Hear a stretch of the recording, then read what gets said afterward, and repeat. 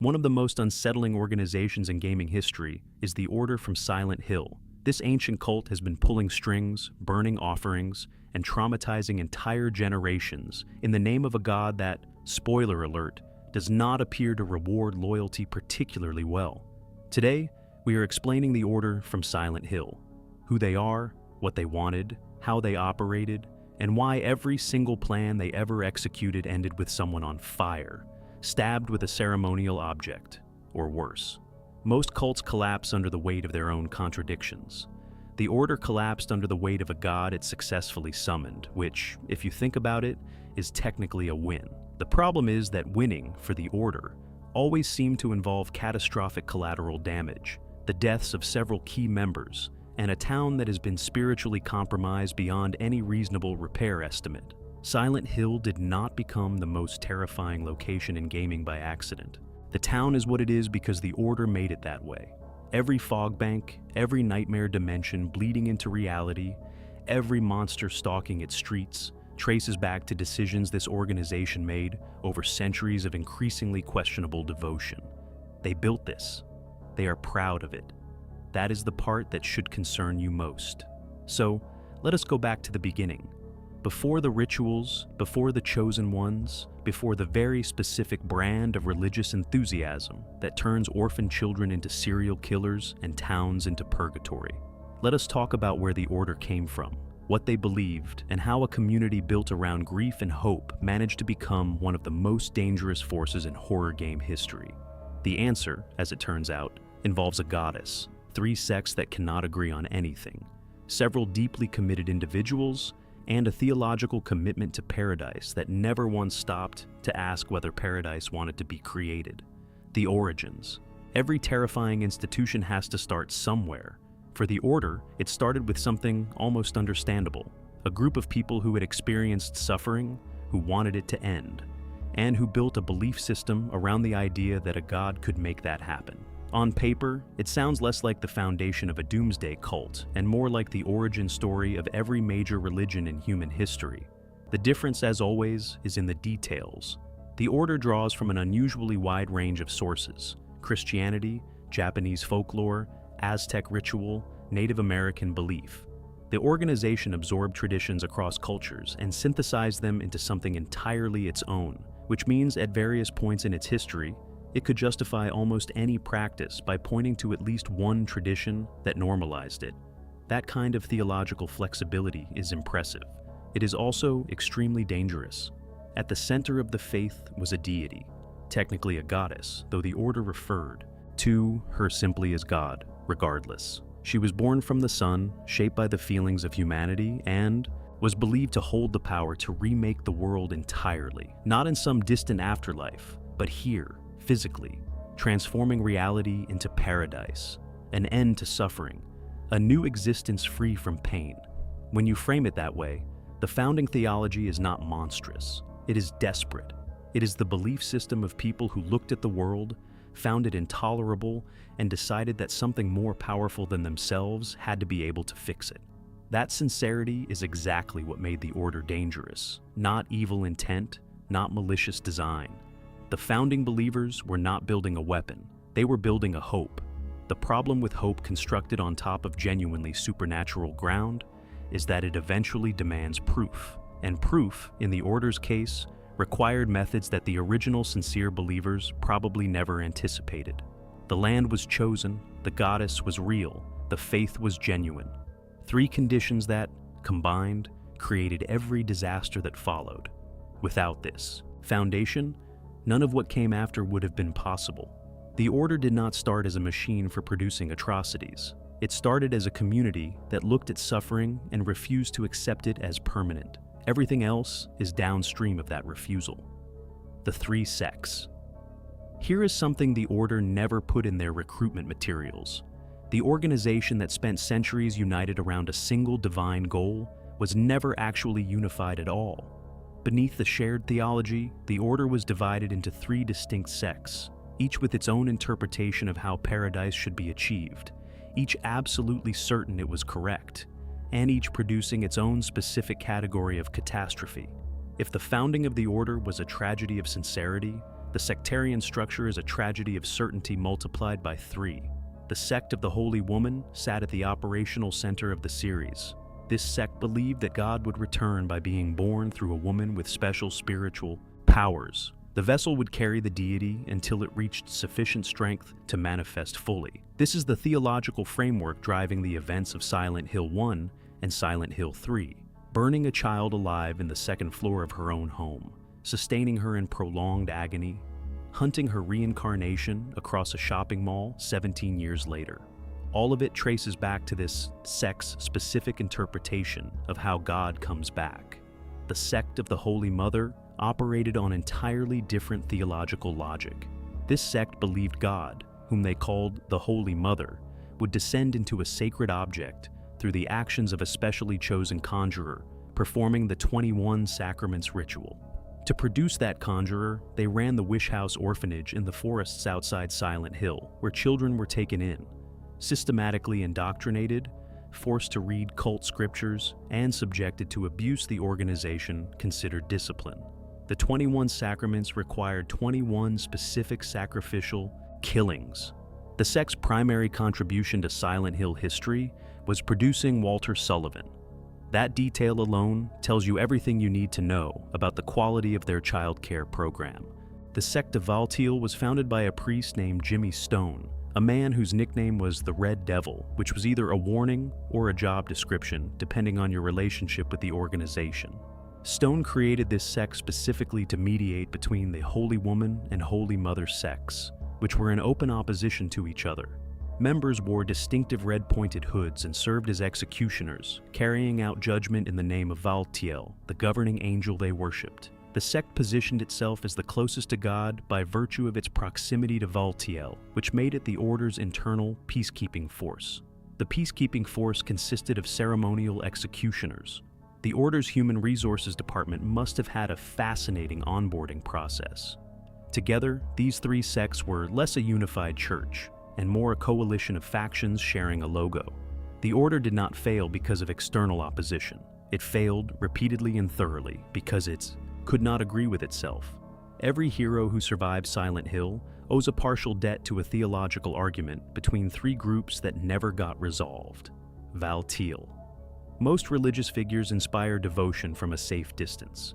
Valtiel inspires devotion from directly behind you, and you will only notice when it is too late. The governing angel at the center of the Order's theology is one of the most quietly disturbing presences in the entire series. Not because it attacks, but because of what it is there to ensure happens, regardless of what anyone else wants. Valtiel's name derives from the French word for attendant with the angelic suffix attached. He is literally the attendant of God. His function is exactly what that title implies. Where God goes, Valtiel follows. Where God needs protection, Valtiel provides it. And when Silent Hill 3 places Heather Mason as the vessel carrying God toward birth, Valtiel appears throughout the game in the background, watching, turning valves that shift the world between states, never engaging her directly. The reason he does not attack her is the most unsettling detail in the game. Heather cannot be allowed to die. The God inside her must be born. So if Heather dies, Valtiel removes her body and brings her back. He is not her enemy, he is her unwanted midwife, and she does not get a say in the matter. His visual design communicates this function precisely. Mask, surgical smock, gloves. He looks less like a monster and more like someone fully prepared to assist with a delivery. The Order's executioners modeled their ceremonial dress on Valtiel's appearance, adding their triangular red hoods.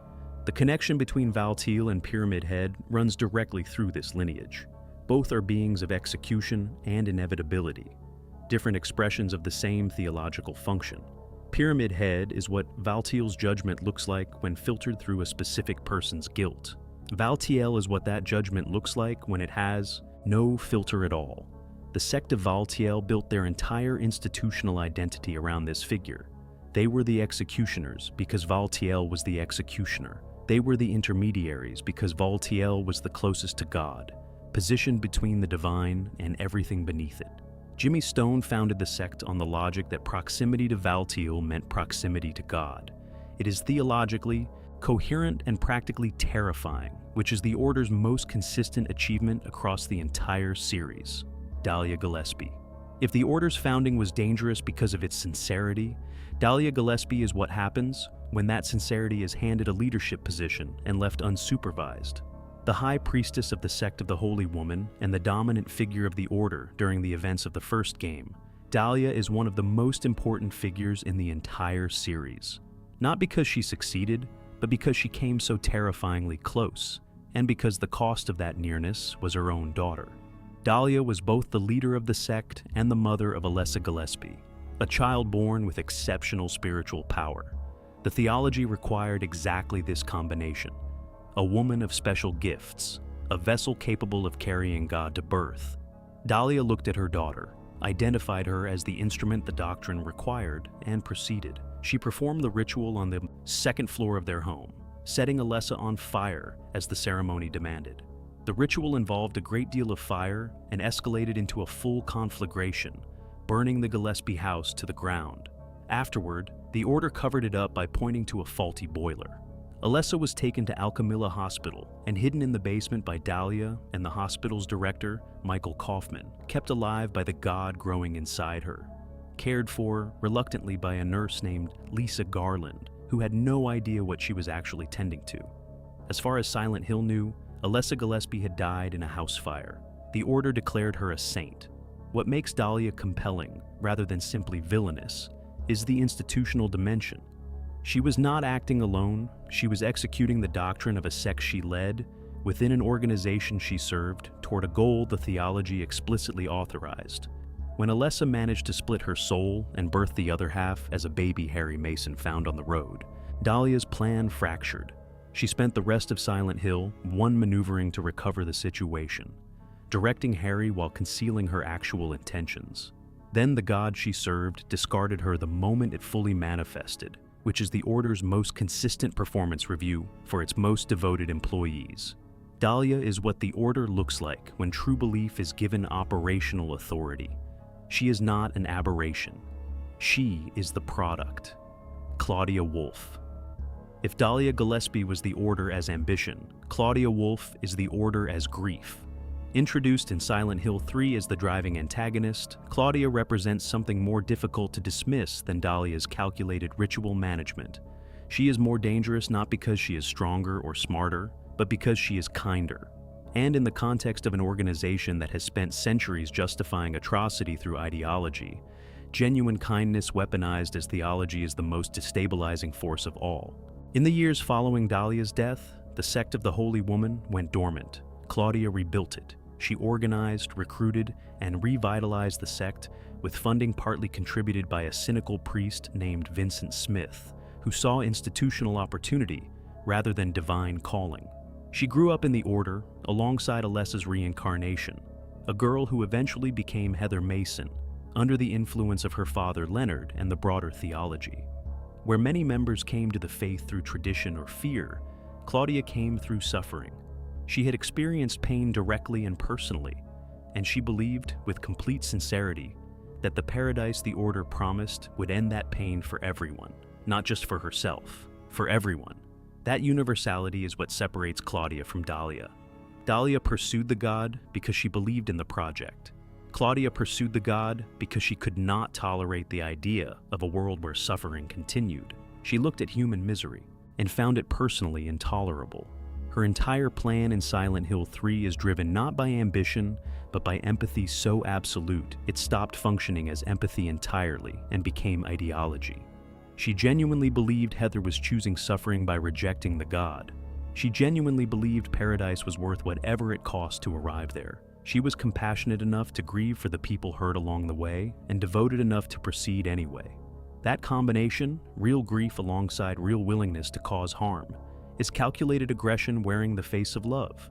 Claudia is not chaos. She is the most organized person in the room. She simply organized herself around a conclusion that cannot coexist with the people she claimed to be saving. When Claudia dies at the end of Silent Hill 3, she welcomes it. She believes she is completing the process. She is consistent from the first frame to the last. And that consistency is exactly what makes her terrifying. She never wavered. She never doubted. She was exactly what the Order always claimed to want in a leader: and she destroyed everything she touched. Leonard Wolf and Vincent Smith. Most institutions contain two kinds of dangerous people, the ones who believe too much and the ones who believe nothing at all. The Order, because it is the Order, managed to house both simultaneously, and the result is a portrait of an organization being consumed from two directions at once. Leonard Wolf is Claudia's father, and a member of the sect of the Holy Woman. By the time players encounter him in Silent Hill 3, Leonard has been institutionalized by the Order itself, contained because his interpretation of the faith had become too extreme, even for an organization whose standard operating procedure involves ritual immolation. Think about what that means for a moment. The Order, which set a child on fire in pursuit of divine birth, looked at Leonard Wolf and decided he needed to be locked up. That is a meaningful data point. Leonard believed in the God with a ferocity that had long since crossed from devotion into something purely violent. He had stripped away every layer of theological nuance and arrived at a version of the faith that was essentially permission to harm anyone who stood between him and the divine plan. He was not corrupted by the Order, he was produced by it. He is the logical endpoint of a belief system that tells you suffering is acceptable if the cause is holy enough. Vincent Smith is his perfect counterpart. A priest of the same sect of the Holy Woman, Vincent helped fund the rebuilding of Claudia's reorganized sect while believing in none of it. He knows the Order's theology in precise detail. He understands the rituals, the hierarchy, the plan. He simply does not believe any of it. He is operating entirely on self-interest, using the organization's infrastructure while treating its faith as useful machinery rather than genuine truth. He watched Claudia rebuild the sect he helped finance and disagreed with every step she planned to take, not on moral grounds, but on survival grounds. Together, Leonard and Vincent demonstrate that the Order never actually had loyal soldiers. It had people with agendas. Leonard's agenda was a rage so profound, it called itself righteousness. Vincent's agenda was survival, dressed as assistants. The God these two men nominally served never had their loyalty. It had their utility. And a religious organization running entirely on utility rather than faith has already started the process of collapsing, whether or not it knows it yet. Walter Sullivan. Some weapons the Order built with ritual and fire. Walter Sullivan, the Order, built with neglect, abuse, and a lie told to a 6-year-old boy that he was never allowed to stop believing. Introduced as a name on a newspaper clipping in Silent Hill 2 and revealed as the central threat of Silent Hill 4, Walter is the most complete portrait of what the Order actually produced when it was left in charge of children. Walter was born in room 302 of the South Ashfield Heights apartment building and abandoned there by his parents immediately after birth. He was found and taken to the Wish House Orphanage, run by the sect of the Holy Mother. There, he was systematically indoctrinated into Order theology, forced to read cult scriptures, and subjected to abuse by the staff. A Valtiel sect priest named George Roston personally tutored him in the 21 Sacraments ritual. Because the first 10 sacraments required Walter to judge 10 sinners, and Walter had no authority within the Order to make that judgment, Roston secretly implanted the spirit of Valtiel into Walter's subconscious to act as his guide. Roston believed this gave him control over Walter's actions. It did not.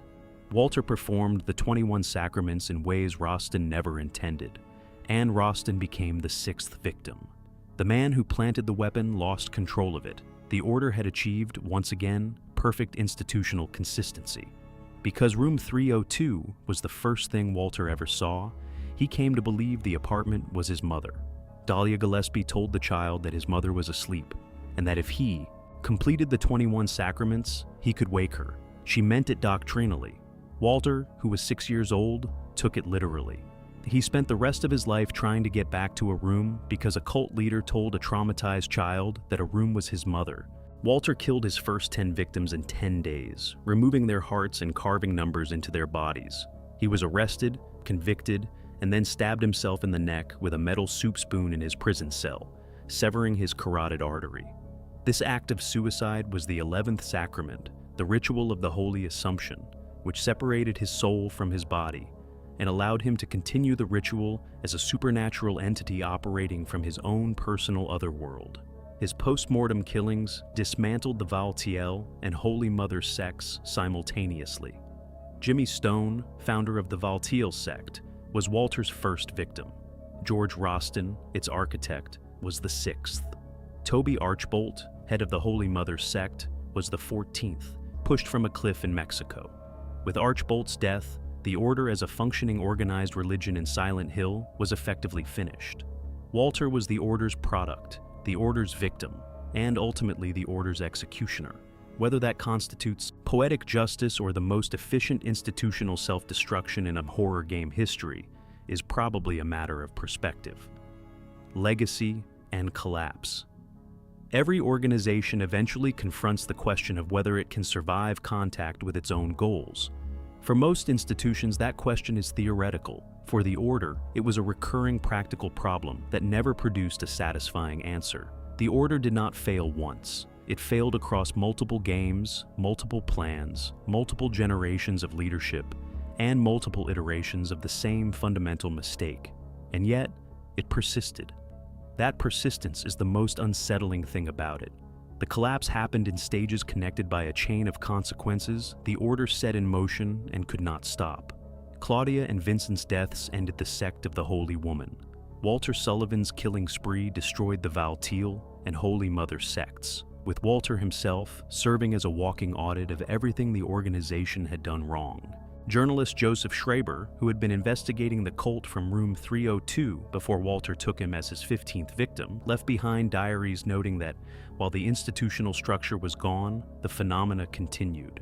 Silent Hill did not stop being Silent Hill just because the cult that made it that way no longer had a functioning board of directors. The Order did briefly resurface.